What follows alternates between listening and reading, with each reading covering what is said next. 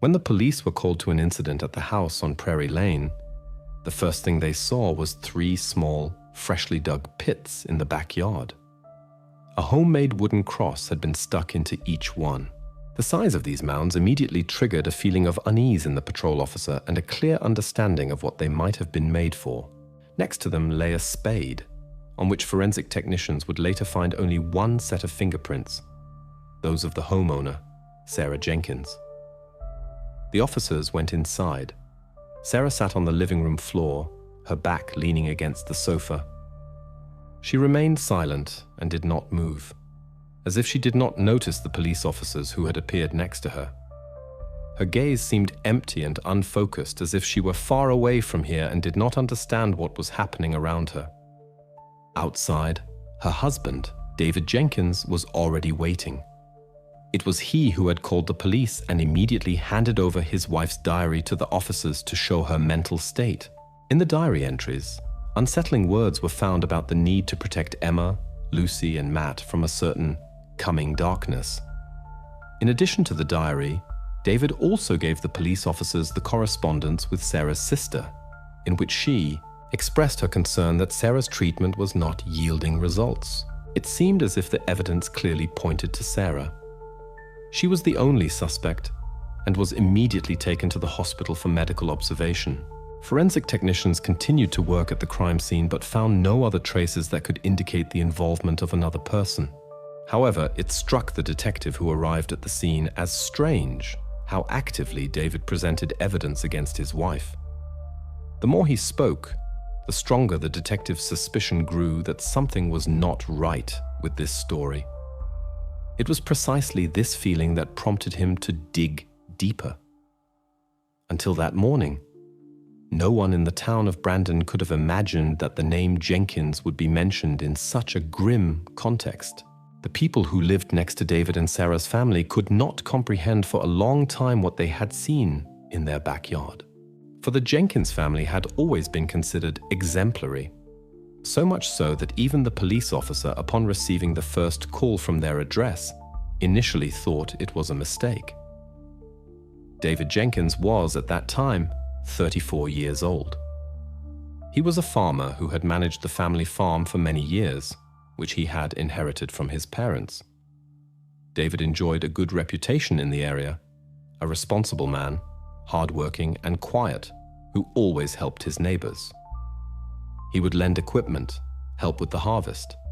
He was seen working at farmers' markets and at local community meetings every day at about the same time. Sarah was 32 years old and mostly took care of the house. Neighbors remembered her as a very friendly and benevolent woman. Sarah loved to tend the garden in front of the house and often exchanged recipes with the neighboring women. No one had ever seen her in a bad mood.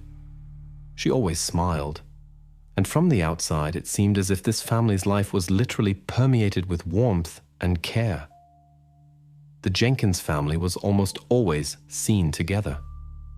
Neighbors described their house as a place from which children's laughter and music were often heard. One of the neighbors even noted that in several years, she had not once heard anyone raise their voice or argue in that house. At local festivals and events, they always appeared together and seemed like an absolutely happy and harmonious family. To further understand how the Jenkins lived before this terrible morning occurred, the police seized several photos from their house. In one of them, taken just a few months before the described events in July 2017, the family was depicted in the garden in front of their house. David and Sarah stand side by side, smiling at the camera, and around them are 3 children. Liam, who was then 7 years old, Chloe, who had turned 5, and the youngest, Owen, who had recently turned 3. All 5 looked so happy and carefree that the police officers viewing this photo after the sight in the yard felt an incredible sense of dissonance. This photo became the starting point for the investigation, for it clearly showed how normal and prosperous life in that house was just a few weeks earlier, before the police received the call and discovered the 3 crosses in the backyard. But it was precisely because of this apparent flawlessness and exemplary order that the investigators had to check if everything was really so perfect. David told the police that he had woken up around 6 o'clock that morning. The first thing he noticed was the complete silence. Normally, the house would wake up much earlier. By this time, one could already hear footsteps on the stairs, muffled voices and sounds from the kitchen. But that morning, it was absolutely silent. He got up and first went to check on the rooms of Liam, Chloe, and little Owen. All the beds were empty. The blankets were slightly turned back as if they had just gotten up and gone somewhere. David went downstairs and saw Sarah. She sat on the living room floor, her back leaning against the sofa. According to David, he called her name several times, but Sarah did not react at all. She simply stared straight ahead, as if no one was there. Then he went into the backyard, and there a feeling of panic overwhelmed him. David described to the police exactly those 3 mounds of freshly dug earth and the crosses. He says that it was at that very moment he understood. Something very bad had happened, and the only person who could be involved was his wife. David made the call to 911 at 6 o'clock at 23. On the recording of the conversation, his voice sounds steady and clear, but clearly strained. He tells the dispatcher that his wife might have done something terrible and that he cannot find Liam, Chloe, and Owen. During the first interrogation, David was calm, precise, and consistent. He spoke in detail about Sarah's condition in recent months, emphasizing that she was in a deep depression. He again mentioned the diary in which Sarah wrote about a coming darkness from which the children needed to be protected, and also presented his phone to the police with correspondence from Sarah's sister, which confirmed her serious condition. For the investigators, this data became key elements. The picture clearly came together and the motive seemed understandable. But to one of the detectives, something else seemed strange later. David spoke too calmly and consistently about everything that had happened. Too easily did he hand over evidence against his own wife to the police. This seemingly insignificant moment later led the investigators to look at the case from a different angle. A few days after the investigation began, the police received the first official report from the forensic laboratory. The main point in this report was that spade, which had been found next to the 3 crosses in the backyard of the Jenkins house. From the beginning, it was obvious that it would become the central piece of evidence in the case. And now this was officially confirmed. The experts meticulously examined the tool and came to an unambiguous conclusion. The fingerprints on the spade's handle belonged to Sarah Jenkins. Soil particles were found on the metal of the shovel, which the forensic technicians compared with soil samples from the 3 fresh mounds in the yard. The results matched 100%. The laboratory's conclusion was clear. It was precisely with this spade that the 3 pits marked with crosses had been dug. In the eyes of the police, this already looked like weighty, almost irrefutable evidence of Sarah's guilt. Against the background of these results, the investigators once again returned to David Jenkins' statements.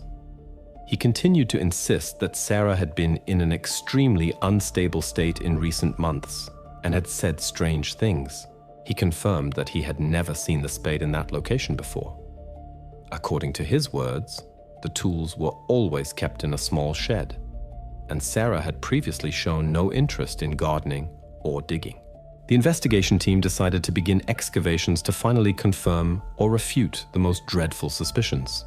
It was clear to everyone that this step could now be a turning point in the investigation, so the process was carried out with maximum caution and attention. Working very carefully and methodically, the forensic technicians began to uncover each of the 3 mounds. At that moment, the tension reached its peak among the investigators, the neighbors, and even the experienced police officers who were accustomed to seeing the most diverse things. The first grave was fully opened after 2 hours. Inside, they found absolutely nothing, only earth, no indication of what was expected. The specialists continued their work, carefully examining every spadeful of earth.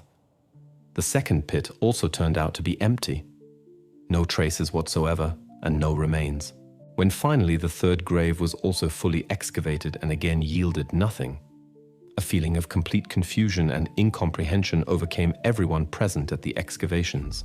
What looked like an obvious and already practically proven tragedy suddenly transformed into a completely different story. The fact of the empty graves not only confused the investigators, but also the local residents who were following the events. On one side, there was the mother, Sarah Jenkins, with serious psychological problems, confirmed by records and her husband's statements. On the other side, 3 empty pits, obviously prepared for something terrible, but for some reason left unused. Now the investigation, which seemed close to completion, unexpectedly took a huge step backward. The evidence and facts that previously seemed logical and understandable turned into an extremely complex enigma. The question the police had previously asked themselves, who could do such a thing, abruptly faded into the background. Now the investigators had to search not for a culprit, but for something entirely different. The place where Liam, Chloe, and little Owen might have disappeared. Soon, the police received another important piece of evidence from David. This time, he handed over Sarah's personal diary to the investigators. He claimed to have found it by chance while sorting through her belongings. The diary was in poor condition. The pages were crumpled in places, the entries often broken off, chaotic, and obviously written in a state of severe emotional distress. One entry from August 15th, 2017 attracted particular attention from the detectives. Sarah wrote, "They are watching me. I feel their gaze constantly. I must hide them, where no one will find them." The text was written in shaky handwriting, almost illegible. There were many similar entries. They were all written in a similar style, brief, unsettling, and without any clarity. The words were jumbled. Sometimes she would start a sentence and abruptly jump to another. In some places, the pages were covered with strange symbols and drawings, which a psychologist later interpreted as signs of severe emotional tension and confusion. In addition to the diary, David also gave the police a phone with correspondence between Sarah's sister and himself. In one of the messages, Sarah's sister wrote directly, "I am afraid for her and for them. She keeps repeating that she must protect Liam, Chloe, and Owen from some threat that does not exist."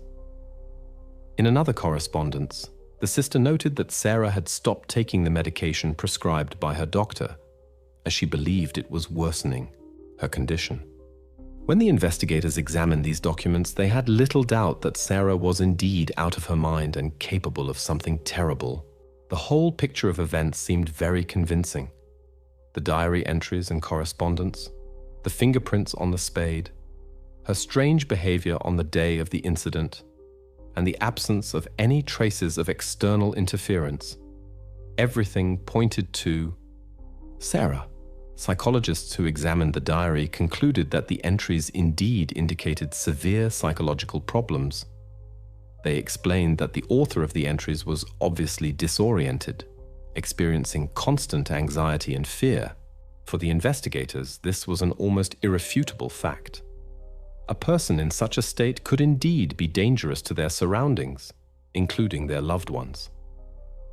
Neighbors and acquaintances were shocked when they learned of the expert opinions. They all knew Sarah as a pleasant and benevolent woman who always seemed calm. No one had even suspected that something like this was hidden behind her smile. In the town, this topic began to be actively discussed, and soon the opinion of most residents tended towards Sarah being the only culprit. Sarah herself remained in complete silence. She had not spoken a word since the police found her sitting on the living room floor. The medics who tried to bring her out of this state informed the investigators that she had probably suffered a severe shock, which had led to such a reaction. Nevertheless, the doctors could not rule out that this was a kind of defensive reaction of her psyche after committing serious acts. Considering all these circumstances, the police officially declared Sarah the only suspect in this case. The prosecution ordered her to be taken to a guarded medical facility where she could be observed by specialists, and the safety of those around her could be ensured. For many, This seemed to be the right decision. The obvious guilt was confirmed by documents, evidence, and statements. At this stage, the investigation seemed practically concluded. The police had convincing evidence of Sarah's guilt and a clear picture of what had happened. Even those who initially doubted her guilt after studying the case materials were inclined to think that there could be no other explanation. However, the detective who had first noticed David's strange calmness and persuasiveness reconsidered. It troubled him that all the evidence pointing to Sarah's guilt had been handed over to the police by her husband. Moreover, he had handed it over voluntarily and almost immediately. It was difficult for the investigator to understand why David had accepted what had happened so quickly, and without looking for other explanations, had immediately pointed to his wife. But even these doubts were, for now, only the reflections of a single man.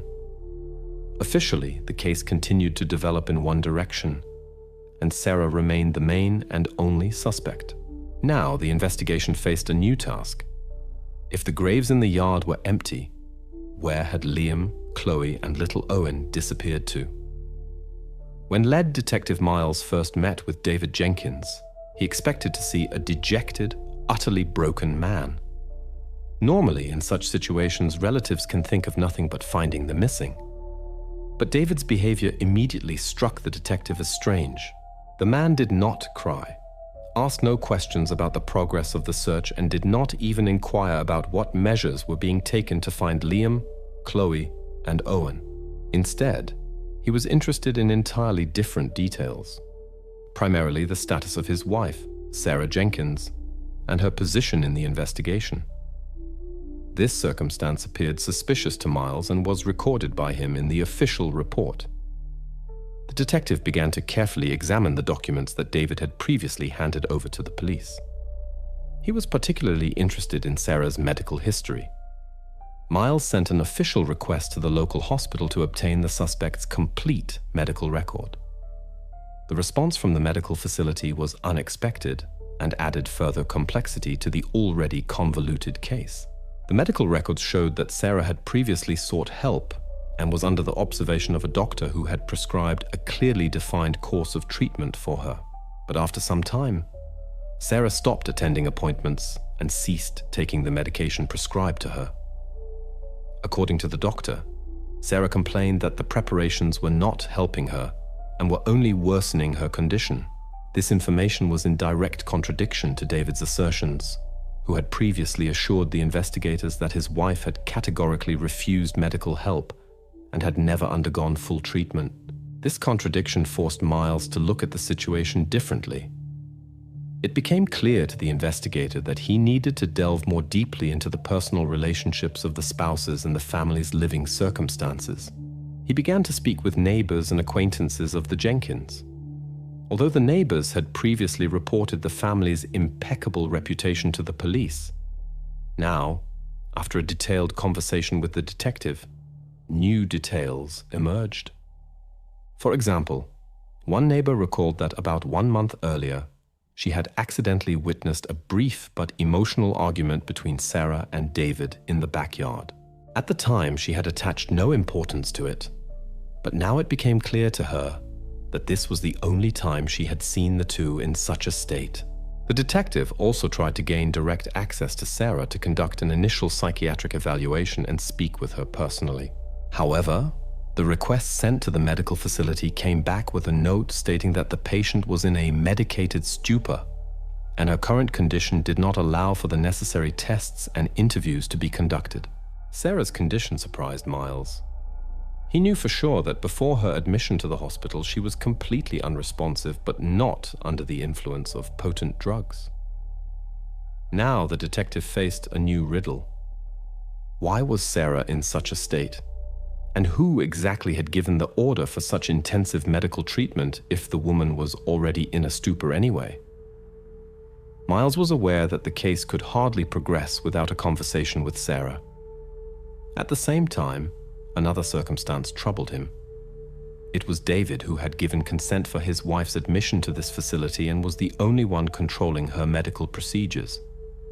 It became increasingly evident to the investigator that the picture of what had happened was not as simple as it initially seemed. Miles had previously worked on many similar cases and knew exactly that situations that appear too obvious and logical at first glance often conceal entirely different motives and circumstances. He had to find out what was really going on in the Jenkins family and who exactly could benefit from Sarah being isolated and unable to communicate with anyone. Thus, the investigation, which in its first phases seemed practically concluded, now took on increasingly new and complicated twists. Detective Miles began to doubt everything that had previously been presented as obvious evidence.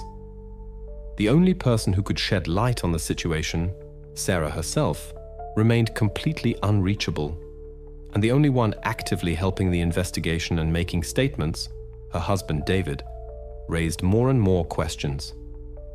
Precisely at this moment, the investigation encountered an objective problem that threatened to completely halt the further development of events: the impossibility of obtaining direct statements from Sarah Jenkins.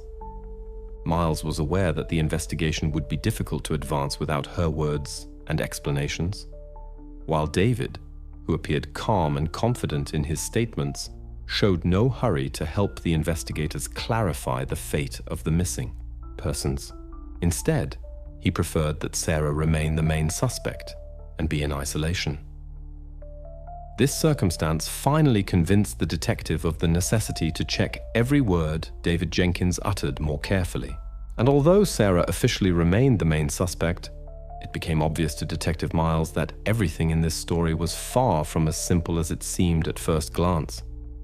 A few days after the investigation began, David Jenkins unexpectedly decided to give an interview to one of the local television stations.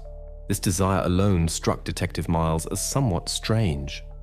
Normally, people in such a situation try to avoid excessive press attention and keep away from cameras and microphones.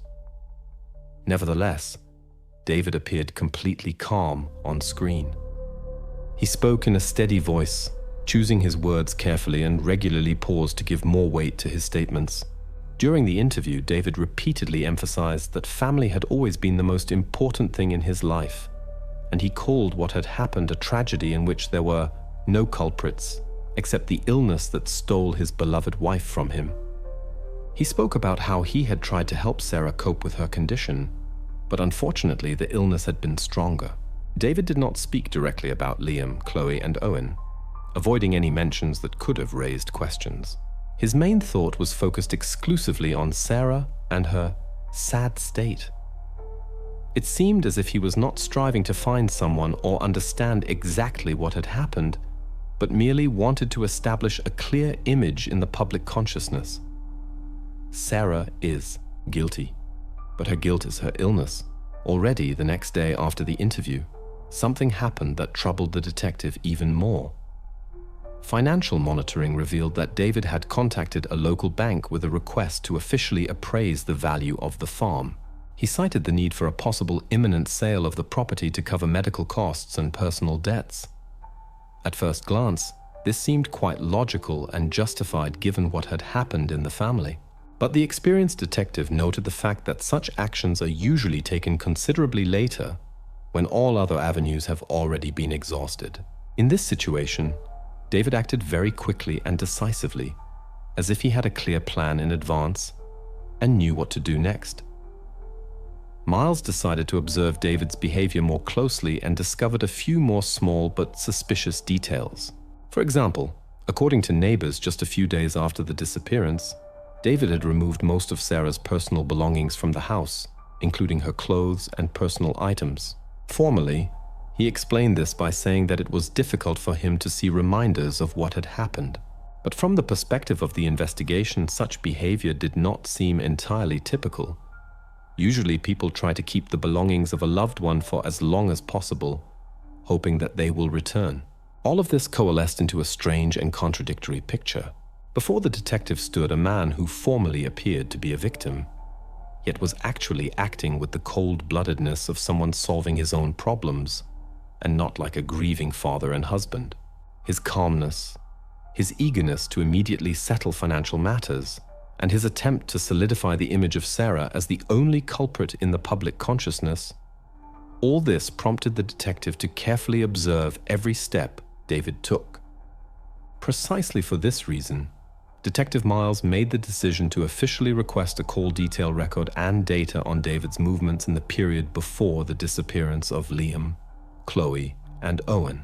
This was the first official measure, which meant that David was now also considered potentially suspicious in the eyes of the investigators.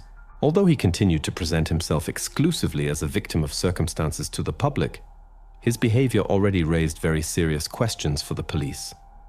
For the detective, this was an important turning point.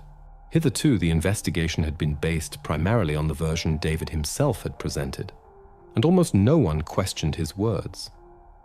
But now, in light of all that had happened, the police decided for the first time to investigate his possible role in this story as well. For the detectives, there arose the need to understand what lay behind the calmness and predictability of David Jenkins, a man who should seemingly have been completely overwhelmed by grief, but who at the same time found time to settle financial affairs and shape public opinion about his wife. And most importantly, where could Liam, Chloe, and little Owen have truly disappeared if the graves were empty?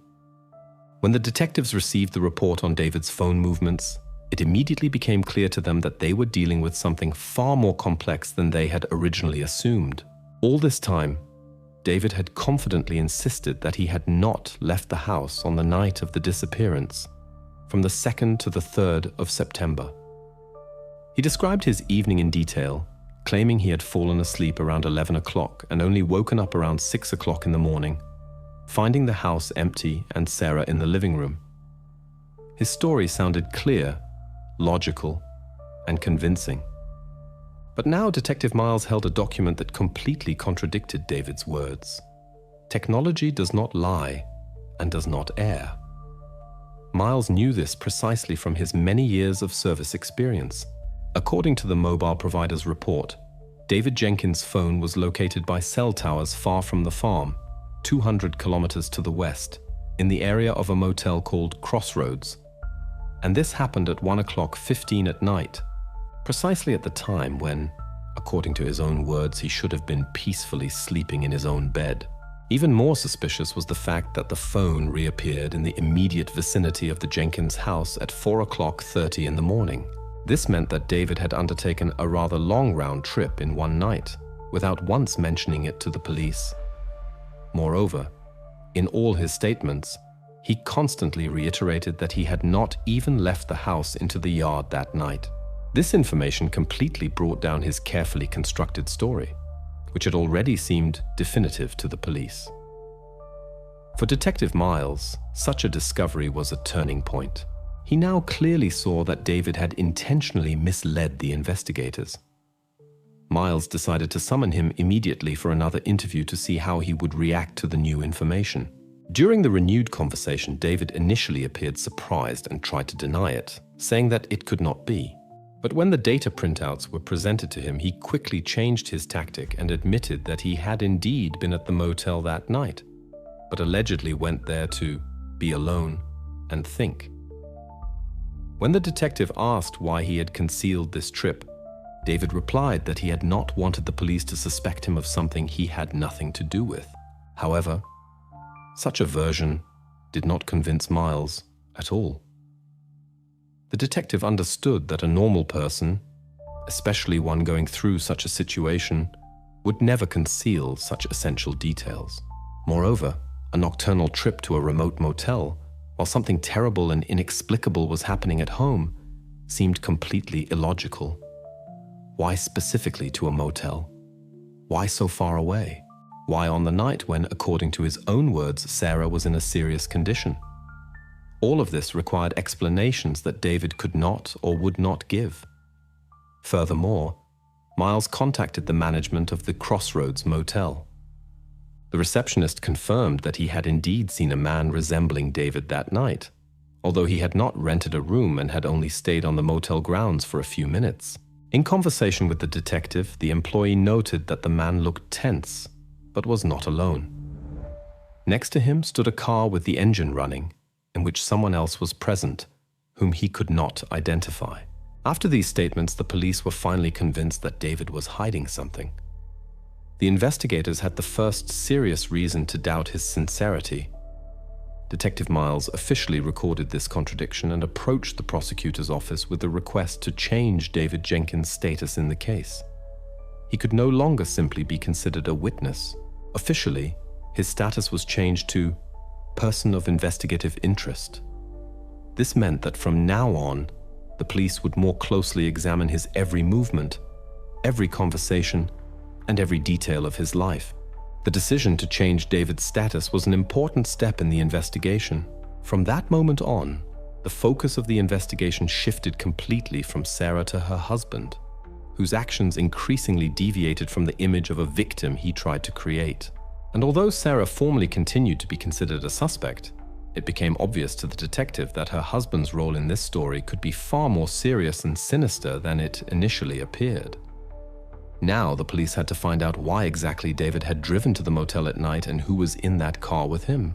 The most important thing was that the investigators had to find out what had truly happened on the night of the 2nd to the 3rd of September, and why David was so desperately trying to conceal it. In the meantime, the investigators received new expert opinions that could completely change the course of this case.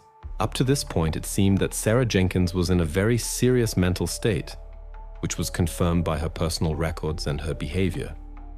But the results of scientific investigations painted a completely different picture. First, the report from the toxicology laboratory arrived. Experts examined Sarah's hair samples to determine which medications she had been taking in recent months. It was expected that traces of the antidepressant fluoxetine, previously prescribed to her, which David claimed she should have been taking regularly, would be found. However, contrary to her husband's claims, fluoxetine was completely absent from Sarah's body. Instead, the toxicologists found another substance, zolpidem, a powerful sedative that causes drowsiness, confusion, and disorientation. This preparation had never been prescribed to Sarah by her treating physician. Such a discovery led the detectives to consider where exactly Sarah could have obtained this preparation and why it was in her body instead of the prescribed treatment. The question was not just strange. It seriously called into question everything David Jenkins had said about his wife's condition. The second important document was the report from a handwriting expert who had examined Sarah's diary, which David had previously presented as the main argument against her. It was precisely this diary, with its incoherent and disturbing entries, that had created the primary image of Sarah as a person with a disturbed psyche and a potential threat to her surroundings. But the expert came to an unexpected conclusion. The entries in the diary showed clear signs of imitative handwriting. The specialist noted a characteristic artificial tremor, an excessively emphasized unevenness of the letters, and writing characteristics atypical for a person, which occur when someone consciously tries to falsify their natural handwriting. In his expert opinion, the expert directly pointed out that the diary was not written by a person with genuine psychological problems, but by someone who wanted to create the illusion of instability and anxiety. For the first time, the investigators encountered real evidence that one of the main pieces of evidence David had presented was a forgery. The results obtained completely destroyed the official version of events, in which Sarah was the main suspect. Before the detectives stood a completely new reality. Sarah might not be the perpetrator, but the victim of a carefully planned scenario. And the main question now was who exactly had organized this scenario and why they had so carefully tried to portray Sarah as a person with serious mental disorders. Following these conclusions, Detective Miles carefully re-examined all previous case materials. It became obvious that from the outset, all the information that so convincingly proved Sarah's guilt originated from one person, David Jenkins. It was he who handed over the diary to the police. It was he who actively insisted that Sarah was in a severe depression and constantly taking antidepressants. But now the investigators had irrefutable data in hand that completely contradicted his words. Moreover, the investigators realized that Sarah's condition, which was previously attributed solely to her mental illness, could now very well have been artificially induced by precisely that zolpidem whose traces were found in her body. Someone had deliberately swapped the medications and put the woman into a state of complete helplessness and inability to understand the situation. Sarah had not simply become suspicious. She had been intentionally and deliberately made so step by step. For Miles and his team, these conclusions were a shocking discovery. Until this moment, Sarah was perceived as practically the only possible culprit, and all efforts were directed towards proving her guilt. But now the picture looked completely opposite. Sarah could be a person who was made into a culprit against her will and understanding. The true perpetrator could have been acting freely the whole time, controlling the course of the investigation. Now the investigators had to completely reopen the entire case and change the direction of the search. The detectives could no longer simply consider David a person who had lost his loved ones and become a victim of a tragedy. Too many contradictions, too many questions, and too many falsifications originated from him. From this moment on, Sarah was officially no longer the main suspect. The police now began to perceive her differently, not as a criminal, but as a person at the center of a terrible and convoluted intrigue. The investigators had to find an answer to who exactly was behind all this and why David Jenkins so desperately tried to portray his own wife as a criminal, thereby also destroying his seemingly ideal life. After the version of Sarah's guilt quickly began to fall apart, the police examined David Jenkins' phone calls and messages even more closely. At first glance, his correspondence seemed completely normal. Calls for work, messages with neighbors and relatives, nothing suspicious or unusual. But soon, the investigators noticed a number that, for some reason, had gone unnoticed until then. In recent months alone, 157 calls and messages had been received by David from this number. Such a high number of contacts typically occurs between close friends or family members, but the owner of the number was not saved under a name in the phone, but merely marked with the initials AK. This aroused legitimate interest among the investigators. When the police received the official information from the mobile provider, a completely new side of this convoluted story opened up to them. The number was registered in the name of a woman, Anna Carter, 29 years old, who lived not in Brandon but in Calgary, almost 1,000 kilometers from the Jenkins farm. Until this point, her name had not appeared anywhere, neither in David's statements nor in conversations with neighbors and acquaintances of the family. The investigators did not know who this woman was or how she could be connected to David. The police officers quickly found out another important detail. On September 2nd, exactly one day before David called the police and reported the events at the house, Anna Carter had arrived at Winnipeg Airport, where she had rented a car. This information immediately interested the investigators as the coincidence of the dates seemed too suspicious. The appearance of an unknown person who had hundreds of contacts with David and was also in the immediate vicinity of the scene at the critical moment clearly did not seem coincidental. The police officers quickly checked Anna's information. She turned out to be a person who, at first glance, was in no way connected to the life of David and his family. She lived in Calgary, worked as a manager in a small company, and had never come to the attention of the police. However, the more the detectives examined her movements and contacts, the more questions arose. It turned out that the connection between David and Anna had lasted at least 1 year, and the calls and messages they exchanged were frequent and long. David had never mentioned this person, even when asked direct questions about close contacts. All of this indicated that Anna, whoever she was, played a significant but secret role in his life. After receiving all this data, the investigators decided not to waste time and immediately contacted the police in Calgary. They shared all known facts with their colleagues and requested that a covert surveillance be set up at Anna Carter's residential address. The investigative operation suddenly expanded to 2 provinces. From this moment on, the Jenkins case reached a completely new level of complexity and seriousness. Surveillance of Anna's house was immediately set up, But she behaved completely calmly and aroused no suspicion among neighbors or colleagues. She went to work, regularly shopped, and occasionally met with friends. Her behavior did not suggest that she was hiding or worrying about a possible discovery of her connection to David. Nevertheless, the police decided not to rush and not to take active measures so as not to startle her prematurely. Detective Miles was aware that the emergence of a second person in this story, especially one so actively connected to David, could completely change the understanding of what had really happened. If David had indeed not acted alone, this meant that behind the disappearance of Liam, Chloe, and Owen lay a clear and pre-planned scheme. Anna Carter could not just be a witness or an acquaintance, but an accomplice whose contribution to the events could prove crucial. Now the detectives faced the most important task: to find out the true nature of the connection between David and Anna. They had to understand what goals this woman pursued, why she had come on that particular day, and what role she played in this entire tragedy. The answers to these questions could not only explain David's strange and contradictory actions, but also shed light on the fate of the missing.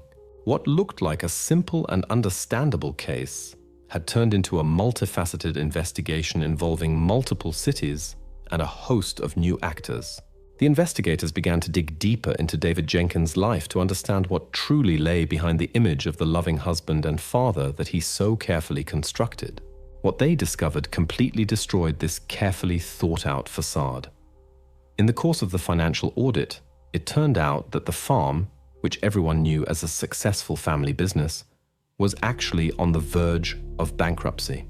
Over the past 2 years, revenues had been steadily declining, while debts were growing at an alarming rate. David had repeatedly approached the bank for a loan to keep the farm afloat, but was rejected every time. His last request to the bank, however, had a completely different wording. A few weeks before the disappearance of Liam, Chloe, and Owen, he submitted an application for a large loan for a business he intended to open in a completely different province, far from Brandon and his family. This discovery alone seemed suspicious, but the surprises did not end there. The investigators located and spoke with a former business partner of David's, a man who had left the business some years ago to pursue other projects. What he told them was a revelation to the police. According to the partner, David never wanted to live the life that had fallen to him from his parents. He constantly complained that family life was suffocating him and preventing him from developing further. One day, after a particularly difficult financial month, he said a sentence to his partner that now sounded ominous. "The family is an anchor dragging me to the bottom. Without them, I could start all over again and finally live the way I always wanted to." These words took on a completely different meaning in light of what had happened. It became obvious that behind the image of the perfect family man that David maintained in the public eye, there hid a deeply unhappy and extremely ambitious man who was unwilling to admit his own mistakes and failures. The financial instability of the farm, the debts, and the lack of prospects obviously weighed heavily on him. And instead of addressing the situation openly and honestly, David apparently chose a completely different path. Now the investigators clearly saw the motive that had remained incomprehensible until now. It was not just about wanting to leave his wife or shirk responsibility. David wanted to completely reset his life, free himself from debts, the farm, and the family that, in his words, stood in his way of moving forward. For him, family had become an obstacle, a burden he wanted to shed to finally feel free and build something entirely new. Against the background of these discoveries, the police also found out that his relationship with Anna Carter was not accidental. The investigators determined that Anna was not just keeping in touch with David. She was part of his new plan, the new life he was striving for. It was precisely with Anna that he wanted to start all over again, far away from the old problems.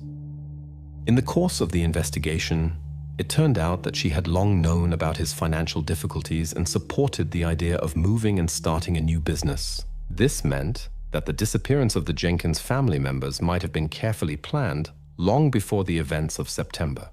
For Detective Miles, This information was the definitive proof that David had not only misled the investigators, but had also acted with clear and premeditated intent. The ideal image he carefully maintained before neighbors and the media now appeared absolutely false.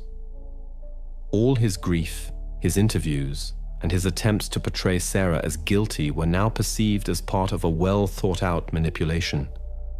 Thus, a completely new picture of what had happened emerged for the investigators.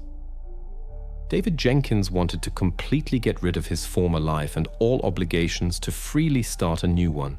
The family had not become loved ones to him, but an obstacle that had to be eliminated. All previously incomprehensible details, his calmness, his haste in selling the farm, his attempts to portray his wife as mentally unstable, now fit perfectly into this grim logic. After receiving this data, the investigators definitively formulated the motive. Financial difficulties and the desire to free himself from the burden of family obligations in favor of a new life became the main reason why David could organize such a cruel and convoluted crime. Now the police clearly understood that they not only had to search for the missing, but also had to prove that David was behind everything and intentionally tried to shift the blame to Sarah. For the investigators, this was a clear starting point for a new phase of the investigation, in which there were no longer any doubts about who the true organizer of this terrible story was. When David entered the interrogation room, he did not yet know that the investigators had already gathered everything necessary to present him with the charges. He appeared calm, even a little self-assured, probably expecting that he could again convincingly explain away any suspicion. But this time, everything was different. Detective Miles immediately placed a folder with printouts and photos in front of him. David looked at it indifferently, obviously unaware of what it contained. Then the detective calmly began to list everything the police had been able to ascertain in recent days. First, he was presented with data from the cell towers, which clearly showed that his phone was near the Crossroads Motel on the night of September 3rd, and not at home, as he had repeatedly claimed. David tensed slightly but quickly regained his composure and calmly stated that he needed to get some fresh air and clear his head that night and had simply forgotten to mention it. This sounded forced, but David obviously expected that the police would not be able to prove anything beyond that. But the investigator continued without giving him a moment's pause. He presented him with a photo of Anna Carter taken at Winnipeg Airport on the very day the events took place. When David saw her photo, he visibly paled for the first time during the entire interrogation and averted his gaze. When Miles asked him directly who this woman was and why he had communicated with her more than 100 times, David sharply replied that he had never seen her and did not know who was being spoken about, but hints of nervousness already crept into his voice, and his hands began to tremble noticeably. The investigator made David understand that he was wasting his time trying to deny the obvious. Then he calmly read out the results of the toxicological examination, which proved that Sarah had not taken the medication prescribed to her, but instead, a completely different substance was found in her body, a strong sedative that no one had ever prescribed to her. When these words were spoken, David fell completely silent and simply stared at the table, as if he wanted to completely shut himself off from what was happening.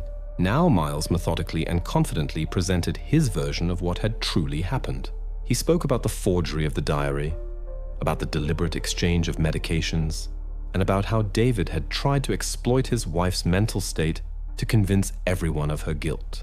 David remained silent, his face becoming increasingly tense and withdrawn.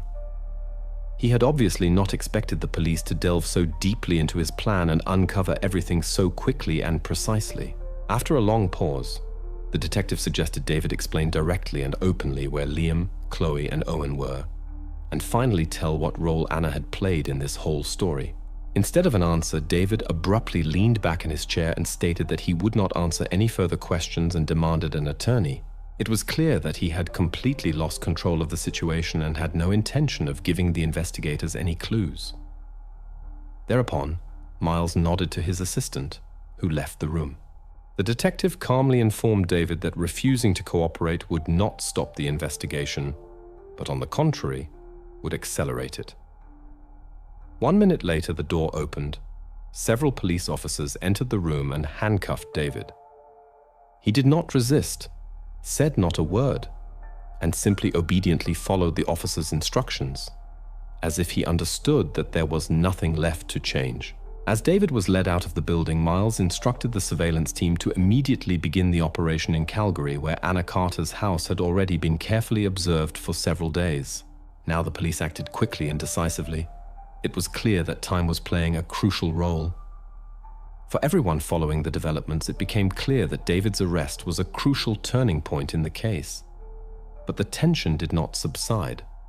On the contrary, it rose to the extreme.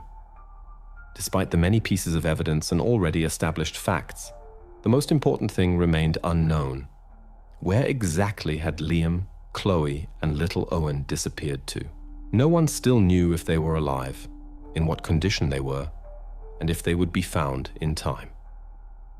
Now everything depended on what the operation in Calgary would reveal. Anna Carter was the investigators' last hope to understand exactly how the events unfolded on that fateful night. After David's arrest, it became obvious that he had not acted alone, and Anna's role could be crucial in finding the answer to the main question: what had truly happened to all three missing persons?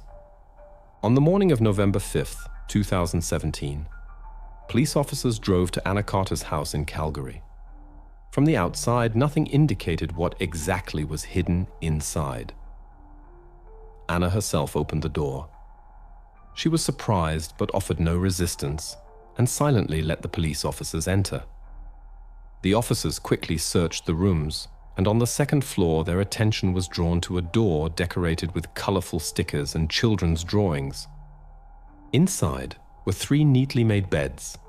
Drawings and photos hung on the walls. Toys were scattered on the floor, and notebooks and pens lay on the table. Everything looked so ordinary and calm that the police officers paused for a moment, not trusting their eyes. In a corner of the room were Liam, Chloe, and little Owen. They looked well cared for, wore clean clothes, and were in good condition. When Liam saw the strangers, he immediately stood in front of the younger ones, as if to protect them, but quickly calmed down when he noticed the officers' uniforms. The police understood that the worst had not happened. The missing children were alive and, by all appearances, felt well. Anna immediately began to assure them that she had done nothing wrong. She said David had convinced her that his wife was dangerous and that the children urgently needed to be taken away and hidden from her. According to Anna, she had believed him and done everything he said, without even suspecting that she was involved in a crime. All this time, Anna had taken care of Liam, Chloe, and Owen, trying to create the appearance of a normal life while David sorted out his problems in Brandon. When Detective Miles received the news that the children had been found and were safe, everyone who had been following this case could finally breathe a sigh of relief. For the police, this meant that the case was no longer considered a tragedy but was officially classified as a kidnapping. Instead of searching for a culprit for something that had not happened, the investigators had to deal with those who had coldly planned and committed this crime. But even after such a breakthrough in the investigation, many questions remained unanswered about how exactly David had managed to convince a stranger to help him destroy his own family, and how far he was willing to go to start a new life. After her arrest, Anna Carter decided not to remain silent. She told the investigators in detail how she had met David, how their relationship began, and how she became involved in this entire story. According to Anna, David was convincing and persistent. He said his wife had become dangerous, had lost touch with reality, and was threatening the safety of Liam, Chloe, and Owen. He convinced Anna that only the two of them could save them and ensure a normal life for the children. Anna admitted that she had believed him completely and had not doubted his words a single time. She explained that David's plan was simple. She would fly to Winnipeg, rent a car, and wait for him near the Crossroads Motel. David was to bring Liam, Chloe, and Owen at night so that no one would see or notice their departure.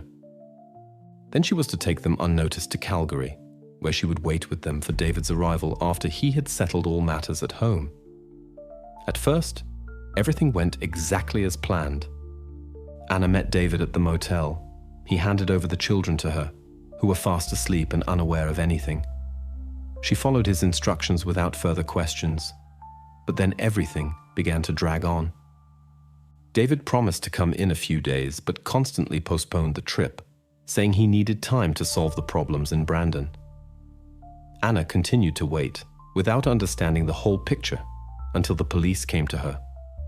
During the conversation, Anna seemed sincere. She had obviously not expected to become an accomplice to a crime, but clearly understood that she had made a mistake by trusting David's words. Therefore, when the investigators offered her a deal, Anna agreed almost immediately.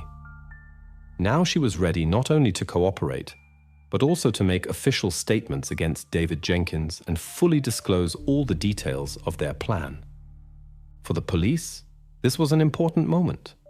Now they had not only indirect clues and evidence gathered during the investigation, but also direct statements from a person who had been at the heart of this entire story from the beginning.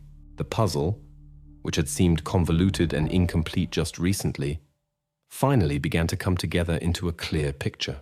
All that remained for the investigators was to put everything together and finally confront the man who was capable of such a thing, just to gain his own freedom. By this time, the investigators had already fully reconstructed the events of that night. On September 2nd, David returned home earlier than usual and suggested they spend a quiet evening together. He personally prepared tea and juice, having previously added a strong sedative that he had bought in advance and hidden from his wife. Just a few minutes after everyone had gone to bed, complete silence reigned in the house. Around 11 o'clock in the evening, David went outside, started his pickup truck, and carefully carried the sleeping Liam, Chloe, and little Owen into the back seat. Sarah was asleep at this time, oblivious to what was happening next to her. David calmly made his way to the Crossroads Motel, which was about 2 hours' drive from home.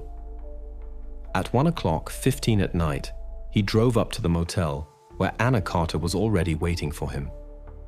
She had rented a car specifically so that no one would remember her own vehicle.